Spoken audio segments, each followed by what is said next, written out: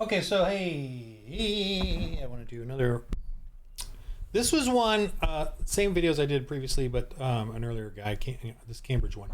I love Charlie Kirk, and I just wanted to.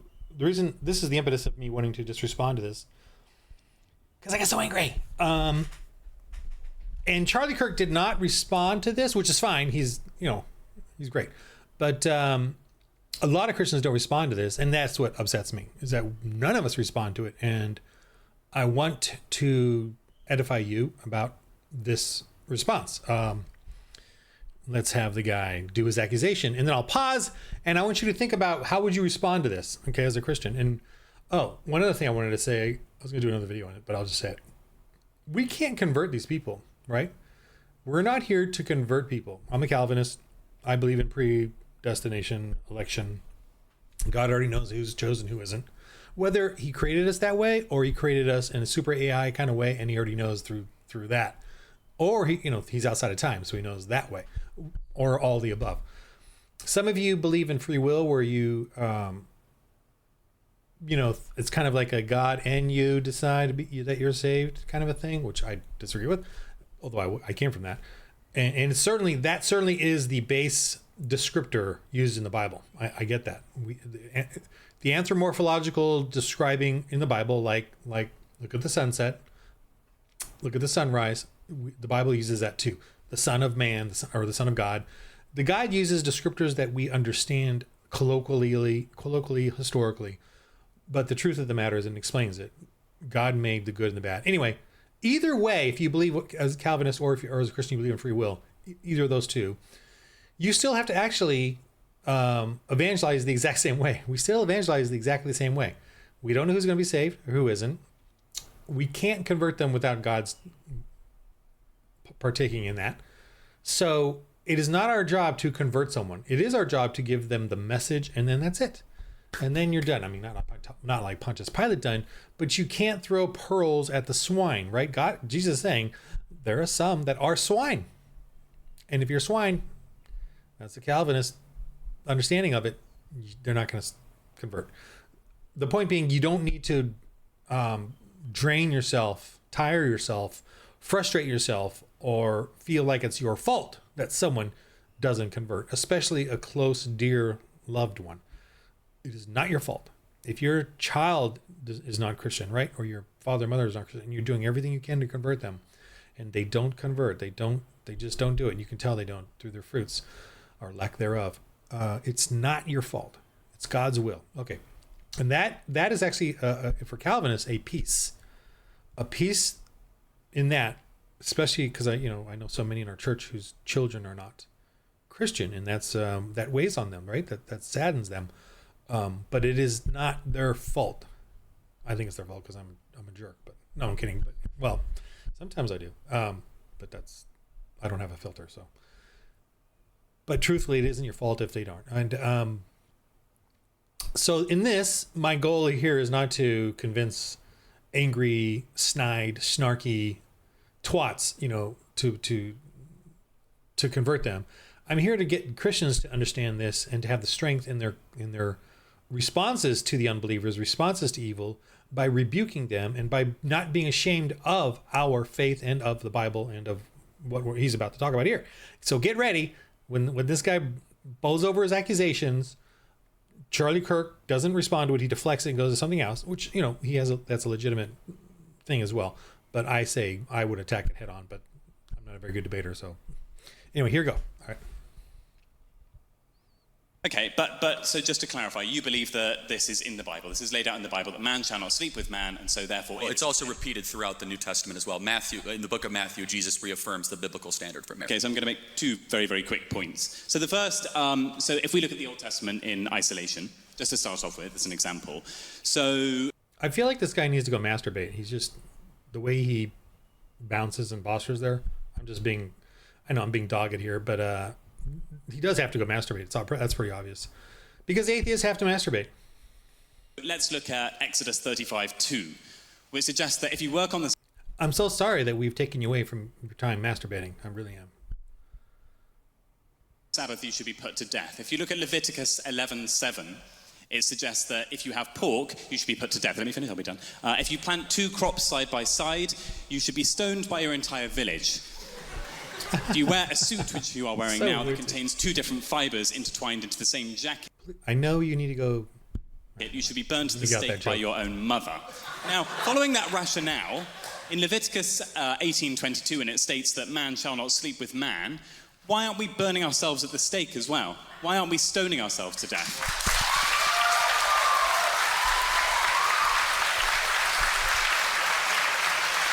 Look at that. Look at that. Look at that. What if he's thinking of his list, his harem list on his. Do they have like on the YouTube porn sites? Do they have like a favorite list you can or categories? I'm kind of wondering if you can like organize your, you know. I don't know. Do you care to address my Okay, so here, let me give you a bit of Charlie's main response. contention that Christ affirmed biblical marriage in the book of Matthew? And can you tell me the difference between the ceremonial, the moral, and the ritual law? And then finally, also, tell me about Christianity, the difference between the new and the old covenant, or are you just going to cherry pick certain verses of ancient Israel? Okay, so, you know, we deflect and say we don't follow those laws anymore.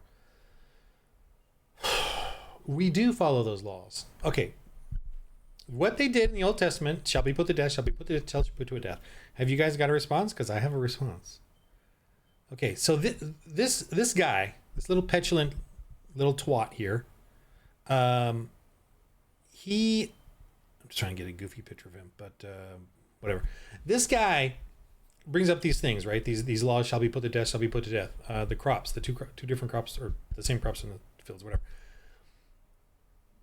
If you don't follow these laws, you'll be put to death. What law can you not choose not to follow and not be put to death? In the UK right now, and I just watched this on another Charlie Kirk video on his thing, and he talked to GB News about this. 30 people a day are being arrested for what they post on Facebook. Now, an arrest means something, doesn't it? It means you shall be put to death if you resist. This guy lives in that society that totally supports that. So here he is, schneidly, sarcastically performing with his little masturbatory body there, bobbing along, how smart he is at disproving the Bible and its absurdities. Moses and his leaders were creating laws.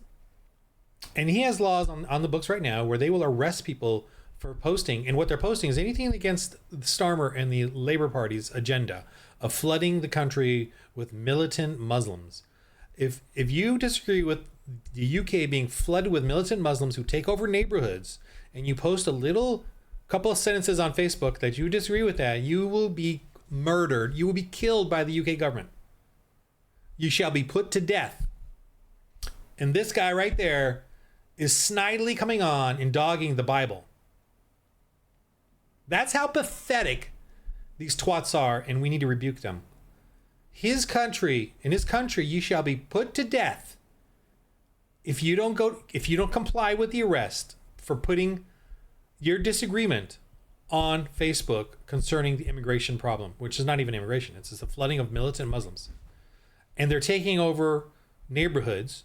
You cannot go in and proselytize as a British Christian. You cannot go into certain neighborhoods and do what a Christian does, which is evangelize. You can't pray at abortion mills where they murder unborn, and you shall be put to death if you pray in your mind near an abortion mill. Now, I know the woman that prayed, or at least the last that I know of, she was arrested repeatedly for the same offense of mind thoughts. I guess, see, for atheists, they don't believe in prayer, but they certainly believe in the telekinetic or telepathic powers of thoughts, right? They obviously believe in that our prayers have powers. So you will be arrested for thinking. I don't even know if the Jews and the Hebrews arrested you for thinking, in your mind. I'm not really sure. Maybe they have. I don't know. I don't recall any. But what about the two crops side by side? Just for the fun of it, the two crops side by side. I don't know. Does he know what crops meant to people in the ancient history? Does this twat even know that? To understand history or contextual history? Does he understand what a crop means to a tribal society, especially in one that's nomadic and staying in an area temporarily? Does he even know what that means to them, or you know, they'll probably stay there. They were out for 40 years, so they must have stayed in one area for several years. That they relied on their crops for life, or to feed their livestock, whatever it is, it mattered to them. I don't want to go into the weeds of all these laws, but I do want to say this about the story of the Hebrews with Moses, is that that's the story of a civilization forming. So they didn't even know what laws were. They had to be taught what laws are. Laws are like distinct things, right? They matter. So I'll be put to death is a reminder of what laws are to these people. Remember, they came from tribes. They didn't even have laws and civilizations. They might have had chiefs and war chiefs or leaders or whatever, but they did not have a law set down they all have to follow, and that the severity of it. And also, there's something in the Old Testament that everyone ignores and doesn't seem to bring up is the atonement, the animal sacrifices, and Leviticus priests. So when you broke a law in the Old Testament, you weren't just killed right there and then. They didn't just come along and we condemn you for changing the crops, so now we shall kill you. No, that's not how they did it. If you broke a law, you would have to make an atonement. You had to go do an animal sacrifice, visit the Leviticus priests or whoever, local leaders, make atonement, do an animal sacrifice, which is called a barbecue, breaking bread. And that also was a way of talking it out, working it out, making sure you were following the laws. You're not put to death until you fully resist. If you fight them on it, if you pursue this, if you start just destroying their crops, if you start messing up the ability of them to do this crop versus that crop and whatever's going on, if you start taking land from people, whatever the case may be, if you continue down a path of destruction for the tribes, that's when you're put to death, including adultery. If you commit adultery, you're destroying, you're creating a vengeance cycle of different families within the tribes. That's not going to end well. It has to end. The adultery or whatever it is that's going to bring these people to vengeful ruin. So they made laws because every law has to be complied with. And to the libs and Democrats here in Los Angeles with the plastic straw ban, I think that has been rescinded. I'm not sure, but there was a while there that if you didn't follow the plastic straw ban, you would be killed. That shall be put to death. What happens if I resisted these plastic straw ban? What if I continue to give out straws at my little donut shop? I shall be put to death. And for them to be all snidely about this, they're going to close my donut shop because I'm doing straws and I don't care. They're going to fine me. I'm not going to pay the fine. They're going to come close the store. I'm not going to let them. They're going to force it away, and I'm not going to let them force me. I'm going to tell them to get out. And I'm going to punch them, and then they're going to go get cops. What do cops carry? Guns. Now, if I fully resist that and continue to use plastic straws, what do you think is going to happen? Shall be put to death. A law is a freaking law. And for these people to think they're so damn smart that I got you, Bible. I got you with something completely idiotic. I'm so smart with my idiocy. Every law has to be complied with. You have to comply somewhere down the line, or you shall be put to death concerning parking tickets, concerning every house regulation in my house. Every regulation I have to comply with. I have to actually, in order to do any repairs, upgrades on the outside, I have to do a report to my local volunteer neighborhood guy. I don't even know what's going to happen to me if I don't comply with that. But I know if I fully resist it, and the police show up, and I fully resist it, I shall be put to death. Now, I understand Democrats do this sort of grayish area with the laws and suing and all this crap, but again, suing, court, that has to be enforced. It means I have to comply somewhere down the road. So in the Old Testament, that was what it's about. There was a process, and for them to be these idiots in these masturbatory, comfortable little space there, the way he's jiggling. I just detest these guys, and yes, they get under my skin for sure. The kind of inconsistencies that. Let me go. Now he's just pushing that the Bible doesn't say anything about homosexuality, which is it's just tiresome. It's so boring and tiresome. So I think what they're saying, and I even had another group on Twitter say, the polygamy's fine. Polygamy's fine. Yeah. I got to start asking these guys that especially pretend they're Christian, like, what church do you go to? Because I want to contact your pastor. I want to know who you are, and I want to know what church you go to. that's as much as I need to talk to you about it, because they bring up these polygamy things like they're fine and dandy. Okay, what's your harem? How many women do you have? Because I know it's not men you have, right? I know it's not boys or men, or you're under a man, right? I'm pretty right? The polygamy thing. You notice the polyamory thing that's moving on now is always one guy and a couple of girls who are stupid and foolish and dumb. It's never like 3 guys and a girl, right? Right. I mean, unless it's a bunch of gay guys and then they have a token girl. I don't know, but these polyamory things. It's always one guy manipulating, exploiting, or being really super nice and taking advantage of the weakness of women. That's what I see it as. I don't think there's anything else I want to see about this guy. I just wanted to make this quick video and blurt this out. But let me quickly look and I'll get back. Yeah, it's just pretty amazing at Cambridge that these people are not Christian anymore. Cambridge and Oxford, all those universities are Christian foundationally. Harvard here in the States was a seminary for chaplains or pastors or whatever. That's how it started. And so for the atheists to do what they do, they take over a Christian institutions, just like my game here, For the Lord RPG. It's about how the atheists and the pagans have taken over the RPG culture, because the RPGs were created by Christian men, and these Christian men in the 70s and 80s were not like, the entire culture was Christian, so there was no need to create a evangelistic Christian thing. We took all the pagan stuff and all the historical stuff and just made a fun game. We turned paganism into fantasy. Remember, paganism was real to pagans and even to atheists. Pagans feared things, objects. They create dark gods like the gun or money or unborn babies. They create these dark gods that they can then use, sacrifice, hate, murder, but they take it very seriously. They had, common paganism was evil spirits, and you didn't mess with them. Little elves, little gnomes, little dwarves. You were afraid of curses. You're afraid of these things, like really afraid, and you had to make offerings to these things. We Christians didn't give a shit, so we made fun stories out of it. That's what D&D and fantasy is. We Christians don't fear this crap at all.